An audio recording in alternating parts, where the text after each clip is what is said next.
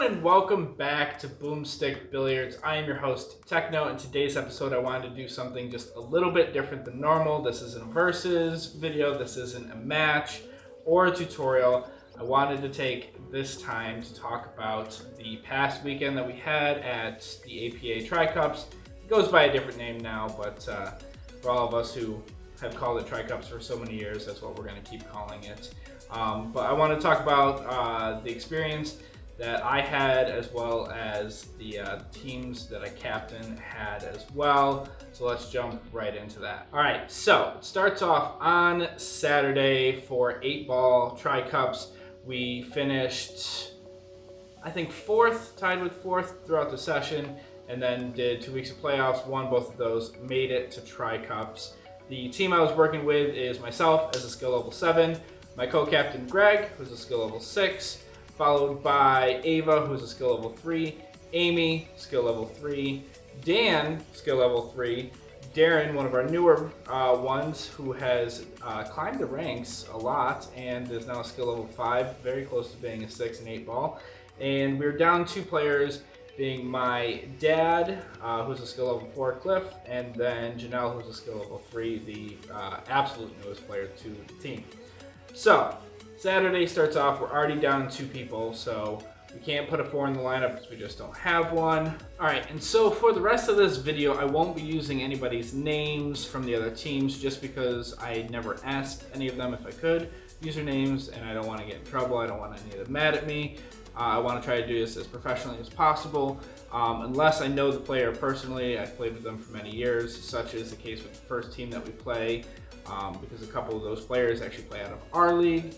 So for just, safety reasons and, again, I don't know if they want their name out there, but I won't be using any of their names, just their skill levels. So first round goes, and we are able to match up as closely as possible with their team. They throw up a 4. We match up with Dan, our 3. We don't have our 4, so unfortunately we couldn't match up exactly, but it did work out in the end. We did get a 3-0 after all the first rack jitters are kind of shaken out of the way and stuff like that. A very, very good match played by Dan as well as the other player. The second match, we throw Amy out blind. She is another one of our 3s. Trying to get those out there first, just in case there is anything where it comes down to the last. You kind of want one of your higher skill levels to do that. And so they throw Jill, who is actually a player who does play out of our league. And after everything was said and done, an amazing match by both of them. Jill is also a 4. Amy 1, 2 to 1. So going into the third match, we had their put up, and they tossed up Cookie, the co-captain on this team. He has a skill level 7, and so I go out in order to match up even with him. This is a 5-5 race. I got very lucky. I ran a couple of good racks, a lot of good safety battles there. I did have 1 8 on the break, which led to a score of 4-0 so far. I did mess up a safety, and that allowed Cookie to get 1 rack, followed by his own 8 on the break, so we kind of exchanged those, which was nice. Makes me not feel so bad about snapping 1 in on him. But after that, I was able to pull out that last rack and make it a 5-2 win, putting us past the threshold. Now the score did end up being, 7-1. They did have to declare a forfeit, so unfortunately, even if Cookie did win, it might not have gone the full distance because they did not have enough players there, which is very unfortunate, because as much as we want to win, we are also there to have fun, and that's not how we want to win. But there was unfortunately nothing we could do, so we move on to the next round. All right, so second round starts almost immediately after. We did finish a little bit quicker just because of the forfeit. We only did play the 3 matches, but within an hour we were already playing again. So we lose the coin flip. They allow us to put up first again, and we throw Dan up again. He did very well in the first one, and if it's not broke, don't fix it. So getting him to play out first also was a benefit because he was playing for somebody else's team as well, and to try and be, you know, a good captain towards the other captain. I wanted his matches to be done quick and early. That way he can go out whenever he needs to for the other team. The other team did match up, you know, kind of all right, we'll say. They threw out a 5 against him, and I get the reasoning behind it. They do want those early points to try and get them into a lead. Dan shot absolutely phenomenal. Probably some of the best shooting I've ever seen him do. He got to the 8 ball 3 of the 4 racks before the skill level 5 did, but unfortunately all of them were very, very tough shots, and Dan was not able to secure a single rack, leading to a 3-0 victory. But as we told him then, and I will repeat it now, he shot absolutely phenomenal. And if you're going to lose, that's the way to lose. Get to the 8 ball first, make their skill level 5 just a little bit nervous for when they get back to the table, knowing that they can't give up anything. So we're down 3-0 going into the next rack. And so the next match starts, and we throw up Ava up against their player that they threw out. And after all was said and done, first time playing of the day against a 4, Ava comes out of the gate swinging, gets us a 3-0 victory. Now we are all tied up at 3-3, which is exactly what we needed her to do. Third match starts, and we figured we would throw Darren, our skill level 5, another player who has not shot yet today, just because we finished the first match in 3, thinking that they would match up with either their skill level 6, which they have, their skill level 5, which they have, but instead they chose to run a skill level 4 against him. Again, if he can get 2 racks, that's a match point, 3 racks, and that's game. After a really, really good safety battle on a couple of those racks, Darren was able to get a 2-0 victory, which means that we are now up 5-3 going into the 4th match. All right, before we go into the 4th and final match, I do also want to say, honestly, a big congratulations to Darren. That was his first Tricup that he has actually played in. The previous team that he played for didn't play him for some reason. I don't know why. He sat there all day waiting for his opportunity, but it wasn't to be with his other team.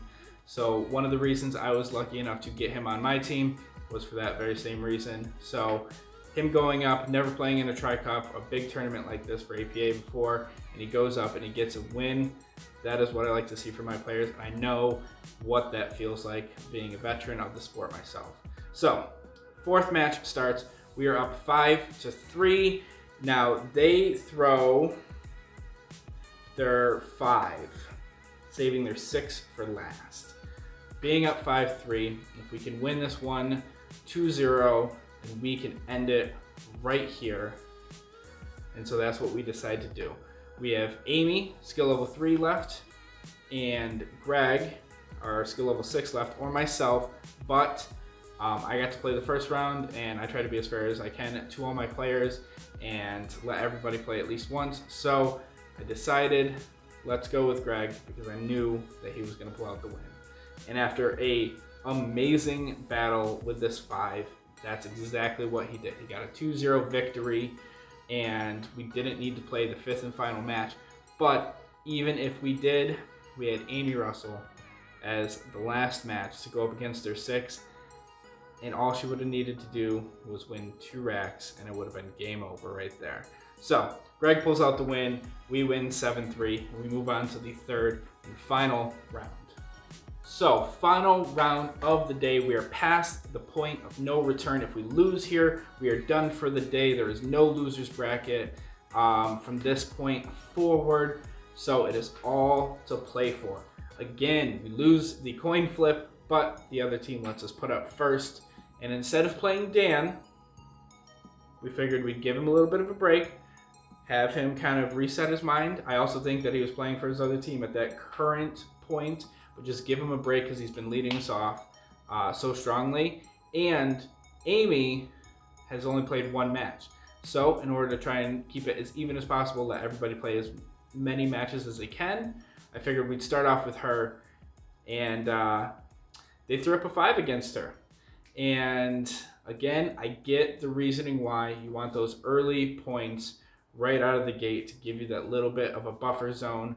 But unfortunately for the other team, they did not know that Amy came to shoot and to take a trophy home. She beat a 5, 3-0 Rackless to start us off in the finals. And now we move on to match 2. All right, so the second match of the third round, and we are up 3-0. Amy beating that 3-0 with a Rackless. Absolutely phenomenal way to start the last match of the day. So in an effort to try and regain some of their points back, they throw one of their 6s.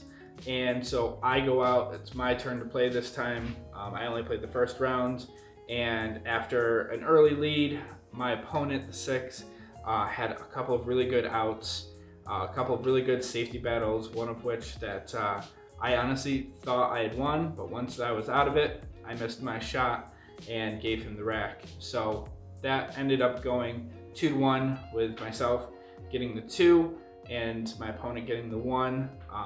It could have gone 2-0 either which way. We both shot really, really good. I had never shot this particular 6 before, so it was always nice to play somebody new. But now we are up 5-1 going into that third match. Third match starts and we have to put up blinds, and I figured might as well be Ava. She got us a 3-0 in the last one. She's only played once, and that leaves Dan, who has shot phenomenal all day, got into the 8 ball before skill level 5, and Greg or Darren, depending on who was shooting better at that particular time, left to play. They could still run a 6 and a 5 on top of what they've already played. And so I figured Ava, she is such a great shot that no matter who they threw out against her, I knew that she would, if not win, get us at least a point. But no, again, Ava shows up ready to shoot and gets us a 3-0 victory to finish at 7-1 in an hour and a half. We absolutely shot lights out on Saturday. The entire hour car ride home, Greg, my co-captain, and I could not believe how good we all shot. I said it that day in our team group chat, and I will say it again here. As a captain, I have never, ever been more proud of one of my teams than I have been during this Tricup. And there is still 9 ball the following day. So now it's Sunday morning 9 ball. Everybody is still buzzing at how well we all shot as a team the day before. And as luck would have it, we somehow draw the same team first round that we did yesterday. But there was going to be no forfeits today. They had a full roster, and we were ready for the long haul. So first match gets called again, lose the coin flip. I did not win a single coin flip at all this entire weekend. I kind of felt like Junior or Lyle, and they will get that reference because they don't ever win coin flips. But regardless, they throw up a skill level 1 to start. Understandable, you got to get the skill level 1s out, get them used to the tournament play, and if they do end up losing, it gives you 4 matches from that point to try and make up those points. So they throw the skill level 1, and we stick with the same plan that we went with yesterday, throw Dan first. Now, after a very good battle, especially for a skill level 1 who has only been playing for 2 sessions, if I remember correctly, Dan was able to get a 16-4 win, starting us off on an early lead. Second match, we throw Amy blind, hoping that they're going to match up as evenly as possible, and that's exactly what they did. They threw a skill level 3, so it's an even 25-25 race. Now, I walked away because they were only allowing 1 person over there, and my co-captain Greg is so much better with some of our lower skill levels and communicating with them throughout timeouts, keeping them calm, keeping them sane during the stressfulness of the tournament and stuff. So I walked away and I look over after the first rack and I'm kind of getting a bunch of thumbs up. So Amy's doing good. But I have in front of me what actually happened because I took a picture because I want to get all the numbers right and I want to share what actually happened. So the first rack, 6 innings, and it finishes with Amy up 10-0. It's a heck of a way to start. Followed by the second rack, Amy snaps in the 9. Now she is up 12-0. Next, she takes 8 points, only giving up 1 with a dead ball in there the following rack. She is up 20-1. And that's when it starts to sink in everybody's head. Nobody wants to say it out loud. She could skunk someone in a tricup. So, final rack. 4 innings. It gets down to the last ball. Amy needs 1. Her opponent needs 1 to get out of skunk. And it went back and forth for 4 innings. But Amy was able to skunk somebody the second round of the first match of the day, putting us up 36-4. Absolutely phenomenal. I don't know if Amy has ever skunked anybody before, and if she did, when the last time that was, but she did today, right when we needed it. And again, I thought Saturday was the day that I was going to be the most proud of a team ever. Somehow they found a way to top themselves on Sunday.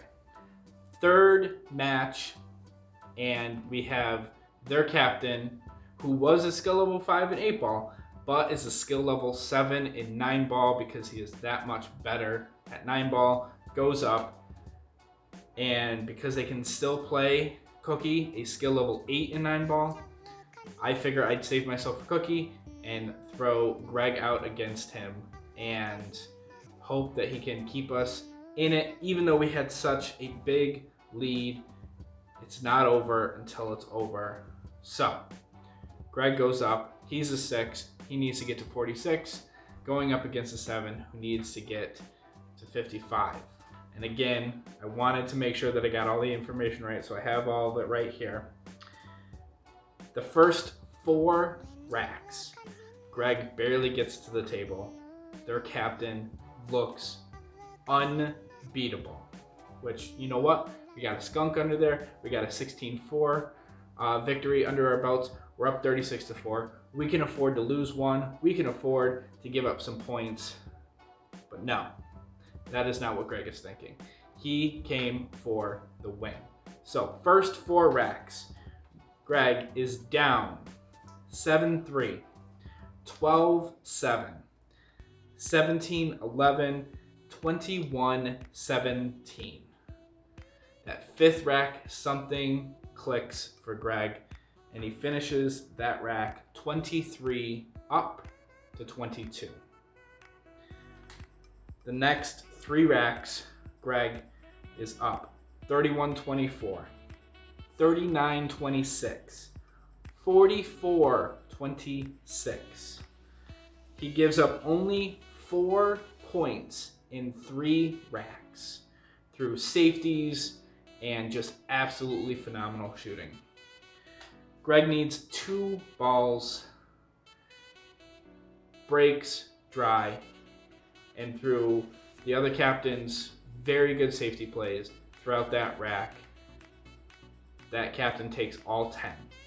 If he could do that 2 more times, it's done, it's over, and he has won and Greg has lost. But he breaks dry in the next rack, and Greg gets the final 2 balls that he needs to secure the win. And that puts us at 51-9 for the first match. Absolutely phenomenal way to end the first round. Now, we did think that we are going to have to play 3 rounds the way the bracket was set up, but we find out after the win that we only have to play 1 more round, and if we lose, it's going to be a long day, and nobody wanted that. Second round, we were going to be waiting for a very long time, but the team that we were going up against had a first round bye, so they showed up a little early, decided they wanted to play. It was another team that we know very, very well. A bunch of players also play out of our area. The captain was Tom Seaver. He's the captain that plays out of my area as well. And so we decided to go up with Ava first, and they match up as best they can. I believe they put up a 4, if I'm not mistaken. But after a great battle again, I didn't watch it because I have my amazing co-captain over there. He stays with the players. He keeps them calm. I'm there for him and Darren when they play, so I can give them coaches and stuff. But Greg is the man on the ground when it comes to all my low skill levels. So first of all, big thank you to Greg.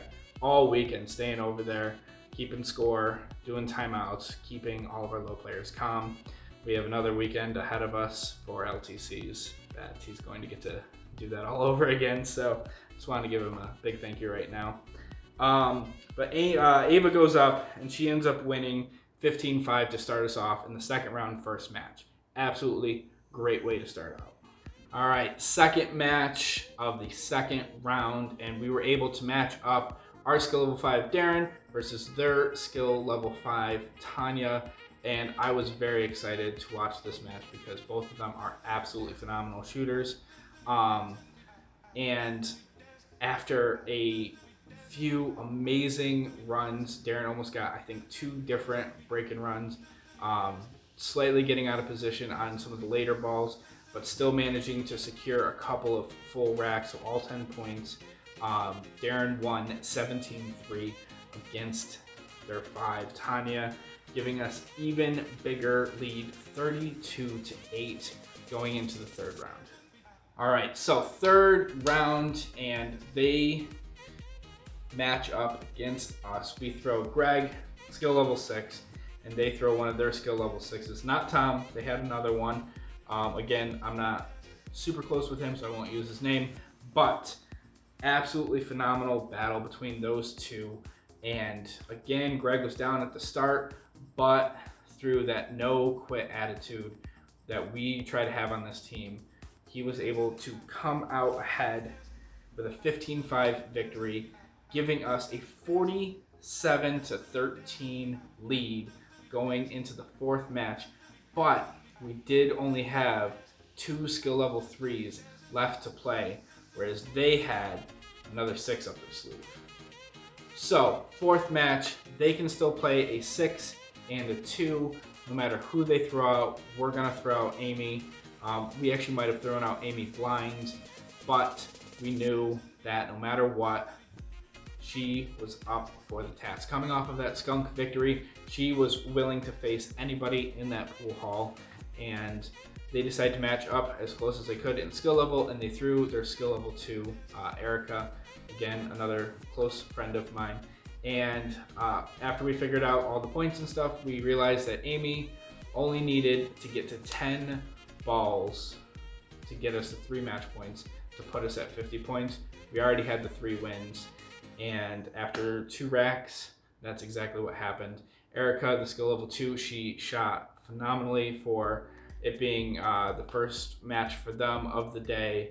But again, Amy coming off of that skunk patch, I definitely would not have wanted to play her. So patch count for the weekend, I got a break and run in 8 ball and an 8 on the snap in 8 ball. Amy got a rackless, even though there's not an IB to 5-3-0 patch, there should be.